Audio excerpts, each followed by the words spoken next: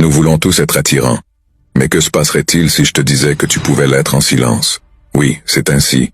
Nous allons explorer comment tu peux développer des habitudes qui te rendront socialement attirant sans dire un seul mot. Mais pas seulement cela, nous le ferons d'un point de vue stoïcien. Alors si tu es prêt à apprendre comment devenir plus attirant d'une manière calme et puissante, reste avec moi. Le stoïcisme est une philosophie ancienne qui se concentre sur l'idée de vivre en harmonie avec la nature et d'accepter les choses que nous ne pouvons pas changer. C'est une philosophie de la force intérieure, de l'autocontrôle et de la sagesse. Et ces principes peuvent être incroyablement puissants lorsqu'il s'agit d'être attirant. Car soyons honnêtes, l'attraction ne concerne pas seulement ton apparence, mais aussi ton comportement et comment tu te sens avec toi-même. Nous allons passer en revue cela en plusieurs habitudes spécifiques que tu peux développer pour être plus attirant en silence. Nous parlerons de choses comme la confiance, la tranquillité, la présence et bien plus encore. Chacune de ces habitudes sera profondément enracinée dans les principes stoïciens, et je te donnerai des citations de philosophes célèbres qui soutiennent chaque point. De cette façon, tu n'apprendras pas seulement comment être plus attirant, mais tu adopteras également une philosophie qui peut changer ta vie. Alors prépare-toi, car nous sommes sur le point d'embarquer dans un voyage qui non seulement te rendra plus attirant, mais aussi une meilleure personne. Avant de continuer, je t'apprécierais si tu pouvais s'il te plaît aimer cette vidéo pour qu'elle puisse atteindre beaucoup plus de personnes. Si tu ne veux pas manquer aucune de mes vidéos, abonne-toi et active la cloche. La confiance. Commençons par la première habitude qui est la confiance. La confiance est l'une des qualités les plus attirantes qu'une personne puisse avoir. Et le meilleur de tout cela, c'est que tu n'as pas besoin de dire un seul mot pour la montrer. Pensons à ce que disait Marc Aurèle, l'un des grands philosophes stoïciens. La tranquillité parfaite consiste en le bon ordre de l'esprit dans ton propre royaume.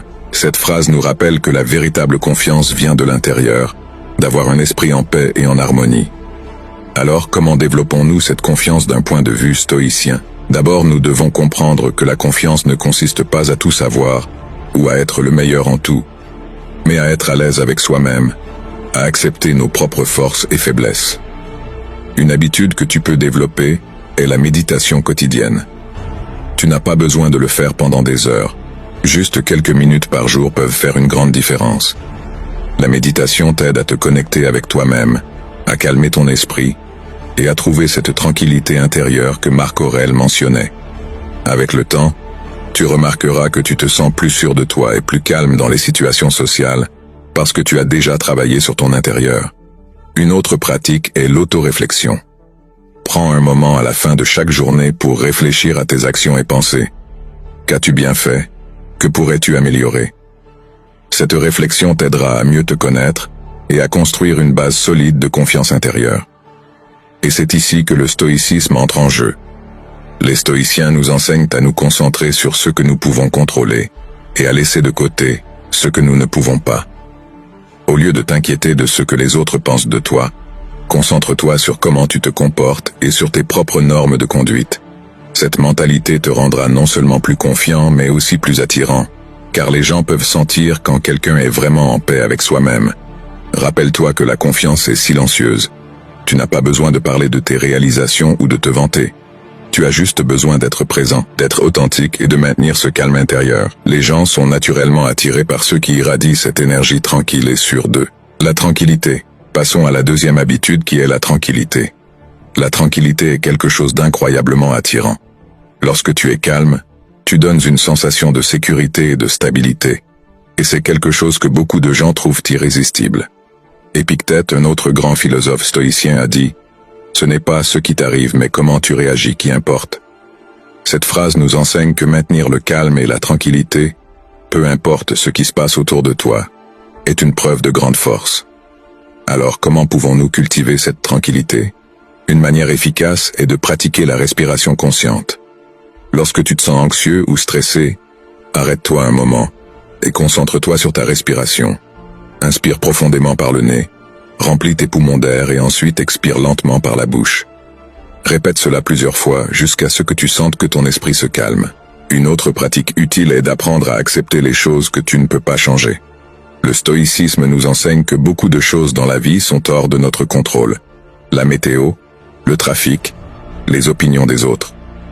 Au lieu de te frustrer pour ces choses, essaie de les accepter. Demande-toi, est-ce quelque chose que je peux contrôler? Si la réponse est non, alors laisse tomber. Cela réduira non seulement ton stress, mais projettera aussi l'image de quelqu'un qui est en paix avec le monde. De plus, la tranquillité peut se voir dans ton langage corporel. Maintiens une posture détendue mais pas avachie. Tes mouvements doivent être lents et délibérés, non précipités ni nerveux. Maintiens le contact visuel avec les gens mais sans forcer. Tout cela communique que tu es à l'aise avec toi-même et avec la situation. Quand tu es calme, tu donnes l'impression d'être quelqu'un qui a le contrôle, non seulement de lui-même mais aussi des circonstances. Les gens sont attirés par ceux qui peuvent rester calmes au milieu du chaos, car cela leur donne une sensation de sécurité et de confiance. Rappelle-toi que la tranquillité ne signifie pas être apathique, mais être serein et en contrôle de tes émotions. C'est une qualité qui, bien que silencieuse, en dit long sur ton caractère. La présence. Poursuivons avec la troisième habitude. La présence. La présence est une de ces choses qui peut être difficile à définir mais facile à reconnaître quand tu la vois. C'est cette qualité d'être complètement dans le moment, d'être vraiment là avec les gens et les situations que tu affrontes. Sénèque, un autre des grands stoïciens, a dit « Être partout, c'est être nulle part ». Cela signifie que quand nous essayons de diviser notre attention entre beaucoup de choses, nous ne prêtons réellement attention à aucune. La présence donc consiste à se concentrer complètement sur l'ici et maintenant. Comment cultivons-nous cette présence? D'abord, pratique l'art d'écouter. Quand quelqu'un te parle, prête une attention véritable. Ne pense pas à ce que tu vas dire ensuite ni ne regarde ton téléphone. Écoute simplement. Cela te rendra non seulement plus intéressé et attentif, mais te permettra aussi de te connecter plus profondément avec les autres. Un autre aspect important est d'être conscient de ton environnement. Observe les détails des personnes et des lieux. Ne te contente pas de voir, mais observe vraiment. Cela t'aide à t'ancrer dans le moment présent et à répondre de manière plus authentique aux situations. Tu peux aussi pratiquer la pleine conscience ou le mindfulness. Cela implique de faire des activités quotidiennes en pleine conscience. Cela peut être aussi simple que de boire une tasse de thé. Au lieu de le boire rapidement, prends un moment pour apprécier l'arôme, le goût et la chaleur de la tasse. Ces pratiques de pleine conscience t'entraînent à être présent à chaque moment. La présence se reflète aussi dans ton langage corporel. Maintiens une posture ouverte et détendue. Montre de l'intérêt avec tes gestes et tes expressions faciales. Évite les mouvements nerveux ou les distractions qui peuvent indiquer que ton esprit est ailleurs. Quand tu es véritablement présent, les gens le remarquent. Ils sentent qu'ils comptent vraiment, que tu es véritablement intéressé par eux et ce qu'ils ont à dire. Cela crée une connexion plus forte et plus profonde, ce qui est une partie essentielle de l'attraction silencieuse. Rappelle-toi que la présence ne consiste pas à être le centre d'attention, mais à être complètement connecté avec le moment présent et les personnes autour de toi. C'est une qualité puissante qui démontre du respect et de la considération, ce qui est extrêmement attirant. L'intégrité. Continuons avec la quatrième habitude, l'intégrité. L'intégrité est une de ces valeurs fondamentales qui ressortent toujours, même lorsqu'elles ne sont pas mentionnées. C'est vivre en accord avec tes principes et tes valeurs. Être honnête et authentique en tout temps. Épictète disait « Dis-toi d'abord ce que tu seras, puis fais ce que tu as à faire ». Cette citation nous rappelle l'importance d'être cohérent avec ce que nous croyons et comment nous agissons. L'intégrité n'est pas quelque chose que tu peux feindre, c'est quelque chose qui doit être profondément ancré en toi. Pour cultiver l'intégrité, tu dois d'abord connaître tes propres valeurs. Qu'est-ce qui est important pour toi? Quels principes guident ta vie? Prends le temps de réfléchir à ces questions et assure-toi que tes actions reflètent tes réponses. Quand tes actions sont alignées avec tes valeurs, tu projettes une authenticité qui est très attirante. Une autre partie cruciale de l'intégrité est d'être honnête, non seulement avec les autres, mais aussi avec toi-même. Cela signifie admettre tes erreurs et apprendre d'elles. Les gens respectent ceux qui sont suffisamment courageux pour reconnaître leurs fautes et travailler à s'améliorer. De plus, être honnête te libère du fardeau de maintenir des apparences fausses, te permettant de vivre de manière plus authentique et détendue. L'intégrité implique aussi de tenir tes promesses et engagements. Si tu dis que tu vas faire quelque chose, fais-le. Les gens font confiance à ceux qui sont fiables et constants. Cela construit une réputation solide et te fait ressortir comme quelqu'un de fiable, ce qui est incroyablement attirant. Enfin, L'intégrité se reflète dans la manière dont tu traites les autres. Traite les gens avec respect et compassion, indépendamment de qui ils sont ou de ce qu'ils peuvent t'offrir. Cela démontre non seulement ton caractère, mais crée aussi un environnement de respect mutuel et de confiance. Quand tu vis avec intégrité, tu deviens une personne de principes et de valeurs solides. Les gens sont attirés par l'authenticité et l'honnêteté parce que ce sont des qualités qui génèrent confiance et respect. Et à la fin de la journée, être quelqu'un en qui on peut avoir confiance et que l'on peut respecter est une des formes les plus puissantes d'attraction silencieuse. L'autocontrôle. Poursuivons avec la 5e habitude, l'autocontrôle. L'autocontrôle est une caractéristique essentielle qui non seulement te rend plus attirant, mais démontre aussi une grande force intérieure. Dans un monde où les gens agissent souvent de manière impulsive, quelqu'un qui montre de l'autocontrôle se démarque vraiment. Marc Aurèle, l'un des grands empereurs stoïciens, a dit « Tu as le pouvoir sur ton esprit, pas sur les événements extérieurs.